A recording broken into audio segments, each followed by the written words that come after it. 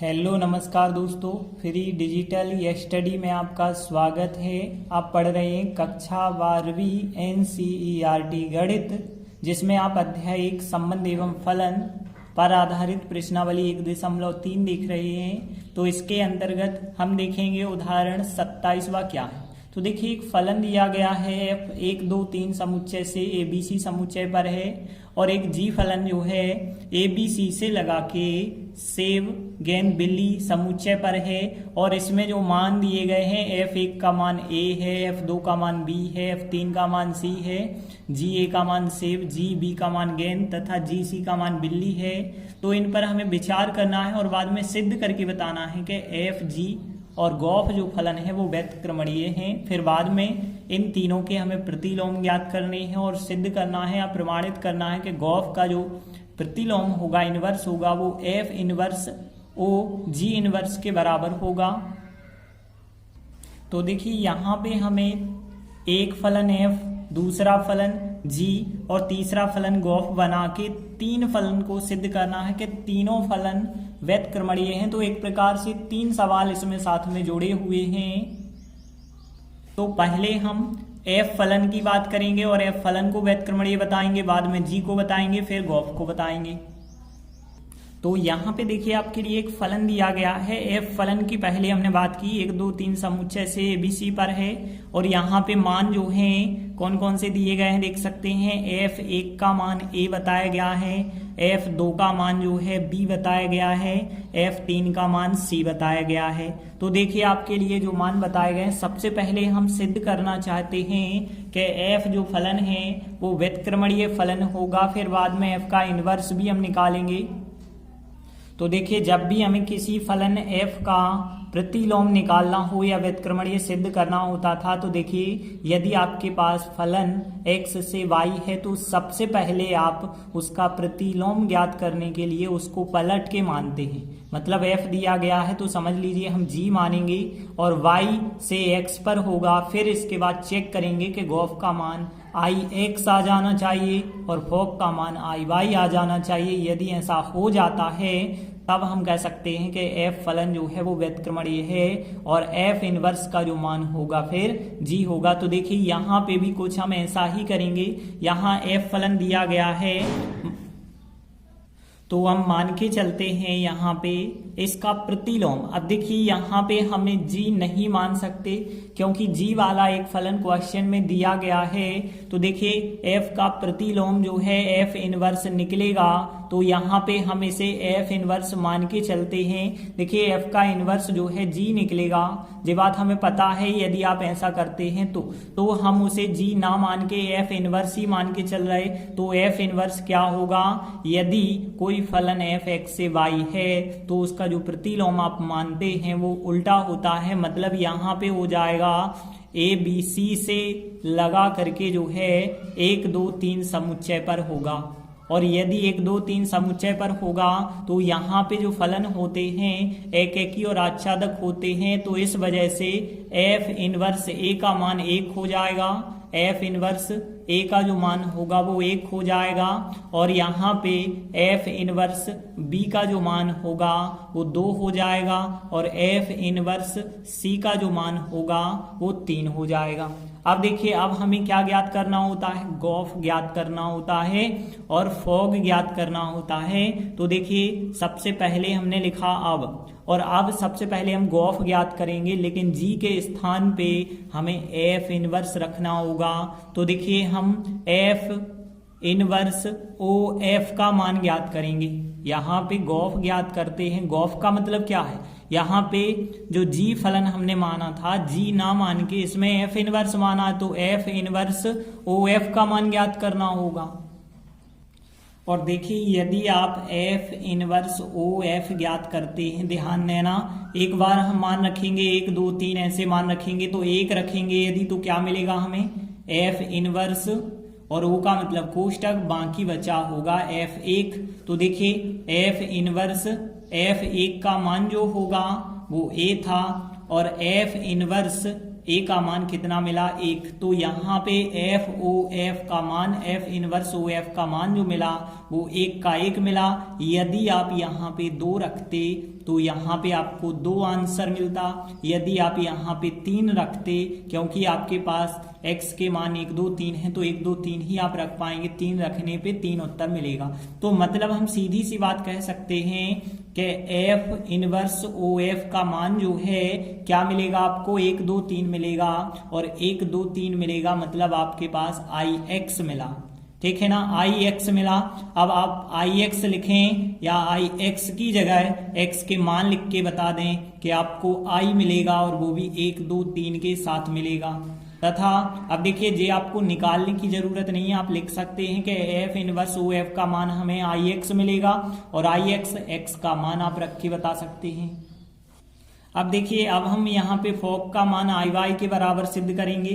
तो देखिए F O और जी के स्थान पे आपको एफ इनवर्स रखना है और इसका मान जब आप निकालेंगे तो इसका मान आपको आई वाई देखना है आता है। तो देखिए यदि आप एफ ओ एफ इनवर्स का मान निकालते हैं तो एफ इनवर्स की बात हो रही है, तो एफ इनवर्स में जो एक्स के मान होते हैं वो क्या हैं, ए बी सी हैं। तो आप एक बार ए रखोगे, एक बार बी रखोगे, एक बार सी रखोगे और देखते हैं मान क्या मिलेगा। तो देखिए एफ और ओ का मतलब है कोष्टक और बाकी बचा होगा एफ इनवर्स ए। और देखिए आगे आप सॉल्व करेंगे तो एफ और एफ इनवर्स ए का मान जो है 1 है और एफ 1 का मान जो है ए है। तो देखिए ए रखने पे ए आंसर आया, बी रखने पे बी आंसर आएगा, सी रखने पे सी आंसर आएगा। मतलब एफ ओ एफ का मान जो होगा आई वाई के इक्वल हो जाएगा, क्योंकि वाई के इसमें मान आ चुके हैं। मान आएंगे आपके ए आएगा, बी आएगा, सी आएगा। तो इस प्रकार से एफ ओ एफ इनवर्स का मान आई ए बी सी प्राप्त होगा। तो देखिए हमने बताया था यदि गॉफ का मान आई एक्स हो जाता है, फॉग का मान आई वाई हो जाता है तो हम कह सकते हैं फलन एफ व्युत्क्रमणीय है। तो यहाँ पे फलन एफ व्युत्क्रमणीय है तो हम लिखेंगे एफ फलन व्युत्क्रमणीय है तथा एफ का जो प्रतिलोम होगा एफ इनवर्स उसका मान जो है खुद एफ हो जाएगा। तो इस प्रकार से हमने एफ इनवर्स एफ का प्रतिलोम निकाला है। अब देखिए हम f का तो हम निकाल चुके हैं, अब हमें जो g फलन दिया गया है उस g फलन का भी निकालते हैं। तो हमने लिखा इसी प्रकार, अब हमने g फलन लिया, इसी प्रकार एक g फलन था आपके पास और g फलन क्या था, यहाँ ए बी सी समुच्चय से जो दूसरा समुच्चय था वो समुच्चय क्या था, सेब था, इसमें गेंद था और बिल्ली था। तो यहाँ कुछ भी यहाँ पे नाम दे सकते हैं या कुछ भी अवयव दे सकते हैं। और यहाँ पे जी ए का मान क्या था, सेब, और जी बी का मान गेंद, जी सी का मान बिल्ली है। तो देखिए जैसा हमने एफ का प्रतिलोम एफ इनवर्स निकाला था वैसे ही हम यहाँ पे जी का प्रतिलोम जो है जी इनवर्स निकालेंगे। तो देखिए मान के चलते हैं जी इनवर्स का जो मान होगा इसको पलट के आपको मानना पड़ता है, इतना तो आपको पता होगा।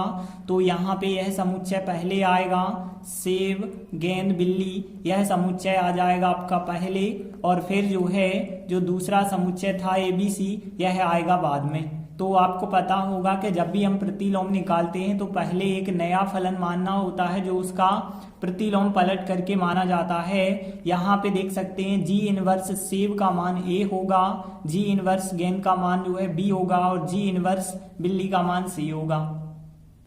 तो अब देखिए यदि कोई फलन आपने मान लिया है और उसका उल्टा भी मान लिया है तो अब आपको गॉफ ज्ञात करना है और वो आई एक्स आना चाहिए, फॉग ज्ञात करते हैं वो आई वाई आना चाहिए, तब वो व्युत्क्रमणीय होता है और उसका इनवर्स निकाला जा सकता है।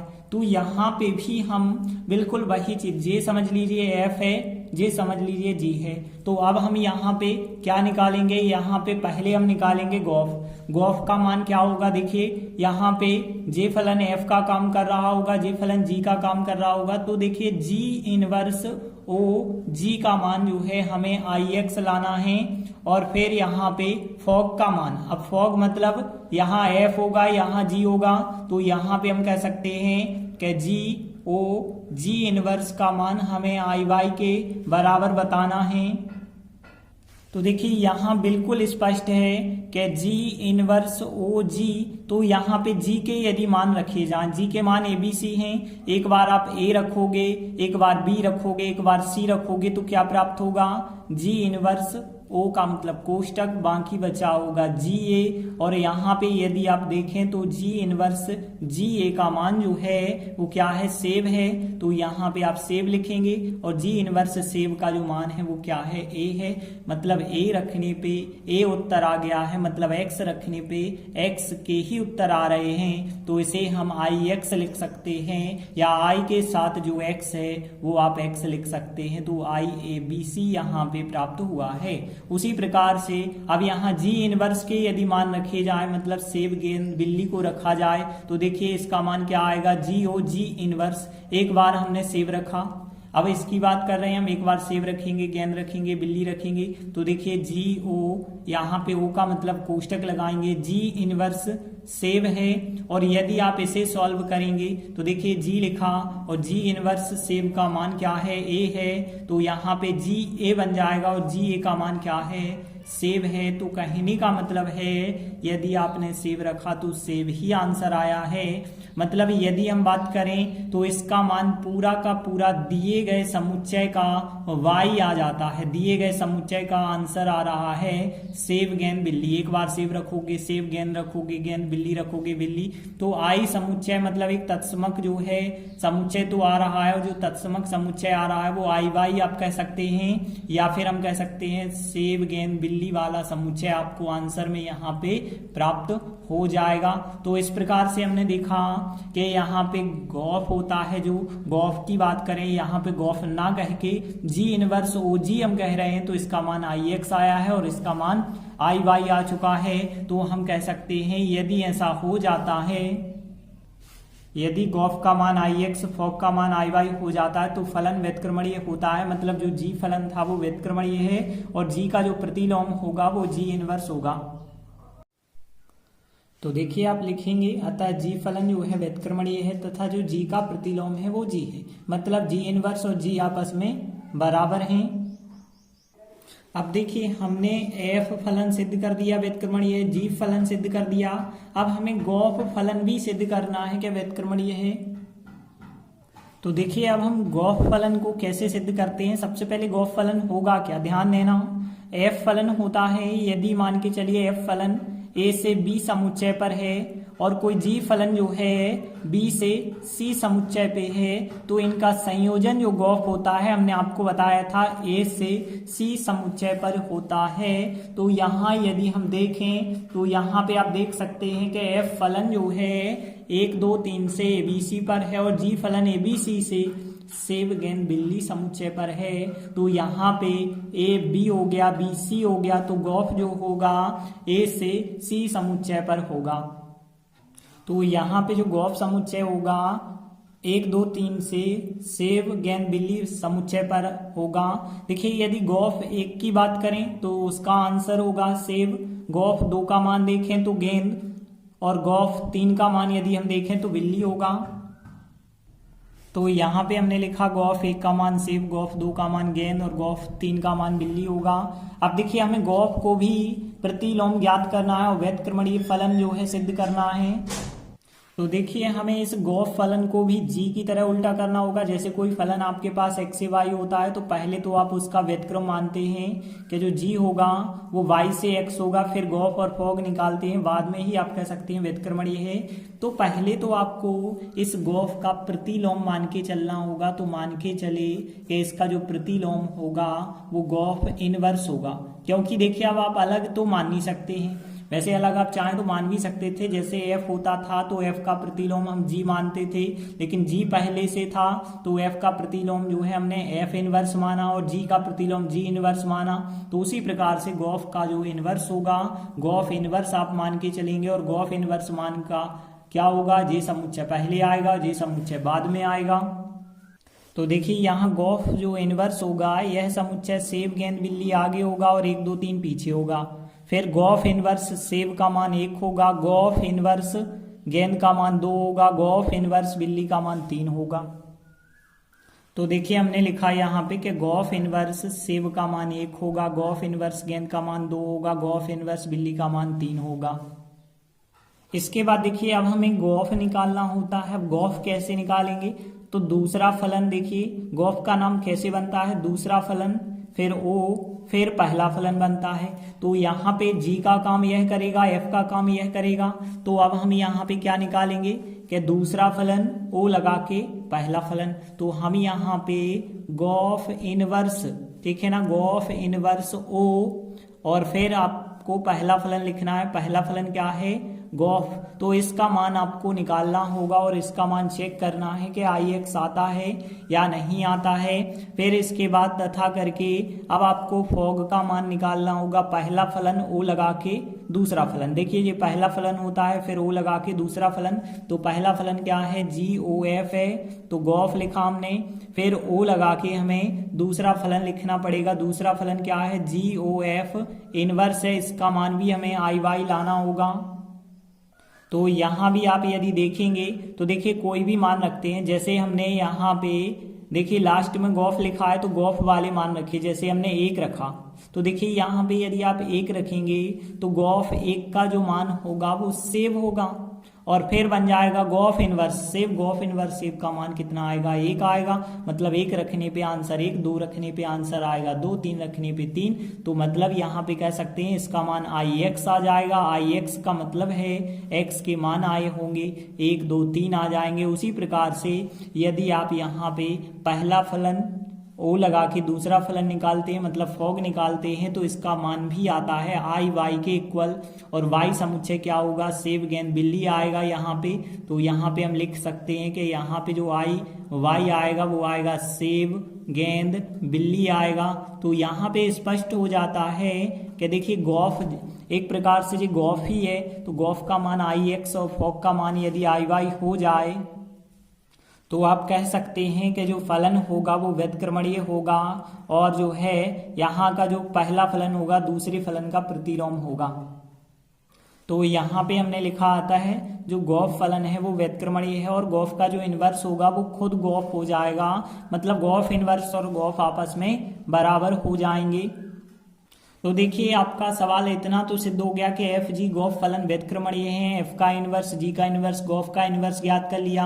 अब हमें प्रमाणित करना है कि इसका मान इसके बराबर होता है या नहीं होता है। तो देखिए अब हमें क्या प्रमाणित करना है कि गॉफ का जो इनवर्स होता है वो F इनवर्स OG इनवर्स के बराबर होता है। तो देखिए हम यह चीज दर्शाना चाहेंगे कि इसका मान और इसके मान दोनों आपस में बराबर आते हैं। देखिए यदि हम इसका मान निकालें तो देखिए यदि हमने लिखा, यदि हम F इनवर्स OG इनवर्स का मान निकालें, देखिए यहाँ पे कुछ अवयव आपको रखने होंगे। तो G इनवर्स वाले अवयव यदि हम देखें तो G इनवर्स वाले अवयव कौन कौन से थे, तो यदि हम बात करें G इनवर्स में सेब गेंद बिल्ली थे, तो यहाँ पे एक बार हम सेब रखेंगे, गेंद रखेंगे, बिल्ली रखेंगे। तो यहाँ पे देखिए हमें क्या प्राप्त होगा, एक बार हमें सेब रखना होगा और एक बार जो है हमें F इनवर्स OG इनवर्स, एक बार हमें गेंद रखना होगा, और एक बार जो है F इनवर्स OG इनवर्स का मान जो है एक बार हमें बिल्ली रखना होगा। और यहाँ पे देखते हैं इनके आंसर क्या हमें प्राप्त होते हैं। तो देखा जाए यदि, तो यहाँ पे देखिए F इनवर्स आप लिखेंगे और O का मतलब कोष्टक, और बाकी बचा होगा G इनवर्स सेब बचा होगा। फिर इसी प्रकार से आपका बचा होगा ना, F O का मतलब कोष्टक, बाकी G इनवर्स सेब बचा होगा। अब आप देखें तो F इनवर्स लिखेंगे और G इनवर्स सेब का यदि आप मान देखेंगे तो देखिए G इनवर्स सेब के मान जो है हमने आपको बताया था, G इनवर्स सेब का मान A है। तो यदि आप यहाँ पे A रख देते हैं तो देख सकते हैं F इनवर्स A बन गया है, और F इनवर्स A का मान भी यदि आप देखेंगे तो F इनवर्स A का मान 1 है। तो यहाँ पे आप जो है 1 लिख सकते हैं। तो यहाँ पे आपको F इनवर्स A का मान 1 प्राप्त हो गया है। देखिए जो 1 आया है देखिए हमने क्या निकाला है, एफ इनवर्स ओ जी इनवर्स सेव निकाला है, मतलब इसका मान निकाला है जो कि इसके मान के बराबर आ रहा। देखिए गॉफ इनवर्स सेव का मान भी यदि आप देखें तो उसका मान भी 1 है। तो देखिए यहाँ पे आप एक चीज कह सकते हैं कि एफ इनवर्स ओ जी इनवर्स सेव का मान हमने निकाला तो 1 था, और गॉफ इनवर्स सेव का मान भी 1 आता है। तो देख सकते हैं यह दोनों बराबर हैं। और आगे आप इन अवयवों में भी यदि आप चेक करते हैं तो देखिए एफ इनवर्स ओ का मतलब कोष्टक बाकी बचा होगा, जी इनवर्स गेंद बचा होगा। तो देखिए इसे आप सॉल्व करेंगे तो एफ इनवर्स आएगा और जी इनवर्स गेंद का जो मान होगा वो बी होगा और एफ बी का मान 2 आएगा। और यहाँ पे आप यदि देखेंगे तो गॉफ इनवर्स जो गेंद है उसका मान भी 2 है। देखिए गॉफ इनवर्स गेंद का मान भी 2 है, तो दोनों बिल्कुल बराबर आए हैं। उसी प्रकार से बिल्ली की यदि हम बात करें तो देखिए यहाँ एफ इनवर्स हम देखेंगे और देखेंगे ओ का मतलब कोष्टक बाकी बचा जी इनवर्स बिल्ली, और जी इनवर्स बिल्ली का यदि हम मान देखेंगे तो जी इनवर्स बिल्ली का जो मान है वो कितना है, सी है। जी इनवर्स बिल्ली का मान आप सी रखेंगे और एफ इनवर्स सी का मान 3 है, और आपके पास गॉफ इनवर्स बिल्ली का मान भी 3 है। तो यहाँ पे हम लिख सकते हैं गॉफ इनवर्स बिल्ली का जो मान है वो भी आपके पास कितना आ रहा है, 3 आ रहा है। मतलब यहाँ से सिद्ध हो जाता है कि गॉफ इनवर्स का मान एफ ओ जी इनवर्स के बराबर होता है। तो देखिए इससे सिद्ध होता है कि गॉफ इनवर्स का मान एफ इनवर्स ओ जी इनवर्स के बराबर होता है, और यही हमें प्रमाणित करना था। देखते हैं अगला 28वां उदाहरण। मान लीजिए एक समुच्चय एस है, 1 2 3 है उसके अवयव, और यदि कोई परिभाषित फलन एफ एस से एस पर बनाया जाए तो आपके पास 3 एफ फलन बनाए गए हैं। इनमें से किस फलन का प्रतिलोम निकल सकता है, किसका नहीं निकल सकता है, यह आपको बताना है। तो देखिए हमने बताया था कि फलन जो है यदि एकेकी और आच्छादक है तभी उसके प्रतिलोम फलन का अस्तित्व होता है, अन्यथा नहीं होता है। तो देखिए यहाँ पे पहले सवाल की बात करें, फलन का मान 1 1 2 2 3 3 है और फलन एस से एस पे है। तो यहाँ पे देखें एस से एस पे है, एस में कौन कौन से अवयव हैं, 1 2 3। तो यहाँ पे देखें 1 2 3, और यहाँ भी एस में 1 2 3। ध्यान देना एक फलन है, फलन एस से एस पर है, पहला समुच्चय एस दूसरा भी एस, 1 का प्रतिबिंब 1, 2 का प्रतिबिंब 2, 3 का प्रतिबिंब 3। यहां से स्पष्ट क्या हो रहा है कि एक फलन का एक प्रतिबिंब है तो एकेकी है। और देखिए जो दूसरा वाला सहप्रांत वाला समुच्चय है उसके 3 अवयव 1 2 3 है, और सभी अवयव जो है आंसर बने हुए हैं, कोई भी अवयव खाली नहीं बचा है। तो यहाँ पे आच्छादक भी हो। तो देखिए हमने लिखा यहाँ स्पष्ट है कि यह फलन एकेकी आच्छादी है, मतलब एकेकी भी है और आच्छादक भी है, इसलिए फलन का प्रतिलोम निकल सकता है, मतलब फलन व्युत्क्रमणीय है। तो देखिए हमने लिखा इसलिए फलन व्युत्क्रमणीय है, व्युत्क्रमणीय मतलब इसका प्रतिलोम निकल सकता है। अतः हम कह सकते हैं कि जो इसका प्रतिलोम होगा एफ इनवर्स वो क्या होगा। देखिए अभी जो फलन था एस से एस पे था, अब दूसरा एस पहले कर दिया जाए, पहला एस बाद में कर दिया जाए। कहने का मतलब यदि कोई फलन ए से बी हो तो उसका इनवर्स जो होता है वो बी से ए होता है, मतलब जो ए वाला अवयव है वो बी की जगह, बी वाला अवयव ए की जगह अदल बदल जाते हैं। तो यहाँ पे 1 1 बदल देंगे आप तो कोई अंतर नहीं आएगा, 1 1 ही रहेगा। 2 2 को बदलेंगे तो 2 2 ही रहेगा, 3 3 को बदलेंगे तो 3 3 ही रहेगा। तो यहाँ पे बदलने से भले ही कोई अंतर नहीं आया, क्योंकि कोई जैसे 1 2 होता तो 2 1 बन जाता, 2 3 होता 3 2 बन जाता, 3 4 होता 4 3 बन जाता। तो इस प्रकार से फलन का प्रतिलोम एफ इनवर्स ज्ञात होगा। अब देखिए हम बी नंबर यदि सवाल की बात करें तो एक कोई फलन एफ है और वो फलन जो है उसमें अवयव हैं 1 2 है, 2 1 है और यहाँ पे 3 1 है, और जो फलन है यहाँ पे फिर स्पष्ट था कि फलन एस से एस पर है। अब आपको बताना है क्या इसका प्रतिलोम निकल सकता है या नहीं निकल सकता है। तो देखिए वैसे ही हम फिर देखते हैं कि फलन एस से एस पे है और एस में है 1 2 3, और फिर दूसरे एस में 1 2 3 है, 1 का प्रतिबिंब 2 से, 1 का प्रतिबिंब 2 से, 2 का प्रतिबिंब 1 से, 2 का प्रतिबिंब 1 से, 3 का प्रतिबिंब भी 1 से है। यहाँ पे एक चीज देख रहे हैं, 2 का प्रतिबिंब भी 1 से है, 3 का प्रतिबिंब भी 1 से है, मतलब 2 अवयवों का एक प्रतिबिंब है, इसलिए एकेकी तो नहीं है और आच्छादक भी नहीं क्योंकि 3 अवयव खाली बच चुका है। तो हम यहाँ पे लिखेंगे कि यहाँ स्पष्ट है यहाँ पे देखिए एक बात स्पष्ट हो जाती है कि यहाँ f2 का मान 1 है और f3 का मान भी 1 है। f2 का मान और f3 के मान, इनके मान जो है बराबर हैं। f2 का मान भी 1 है, f3 का मान भी 1 है, इसलिए फलन एकेकी नहीं है। तो देखिए हमने लिखा इसलिए फलन एकेकी नहीं है, और एकेकी नहीं है तो वो व्यतक्रमणीय भी नहीं होगा। आता है फलन f व्यतक्रमणीय नहीं है। व्यतक्रमणीय नहीं है का मतलब है इसके प्रतिलोम का अस्तित्व नहीं है। तो देखिए इसका कोई प्रतिलोम आप नहीं निकाल सकते, क्योंकि एकेकी आच्छादक दोनों हो जाए तभी उसका प्रतिलोम निकल सकता है। देखिए अब हम बात करते हैं सी नंबर का जो फलन है। तो देखिए यहाँ भी हम देखेंगे फलन जो दिया गया है 1 3 3 2 2 1, और फलन S से S पे है। यहाँ भी हम एकेकी आच्छादक की बात करेंगे।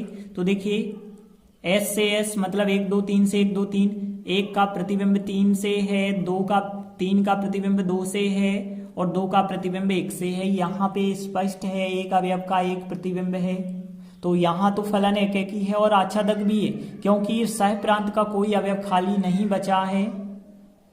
तो देखिए हमने लिखा यहाँ स्पष्ट है कि यह फलन एकेकी आच्छादी है, इसलिए फलन f व्यतक्रमणीय होगा। तो फलन f जो है व्यतक्रमणीय होगा, मतलब इसके प्रतिलोम का जो है अस्तित्व होगा। और प्रतिलोम क्या निकल के आएगा, तो देखिए हमने बताया इसी को आप पलट के लिख देंगे। 1 3 को आप 3 1 करके लिखेंगे, और 3 2 को आप 2 3 करके लिखेंगे, और 2 1 को आप 1 2 करके लिखेंगे। तो इस प्रकार से आपके f इनवर्स का आंसर हो जाता है। तो देखिए इस प्रकार से हमने प्रश्नावली 1.3 के अंतर्गत आने वाले सभी उदाहरण कंप्लीट कर लिए हैं। अब आगे हम अगली प्रश्नावली की शुरुआत करेंगे। धन्यवाद।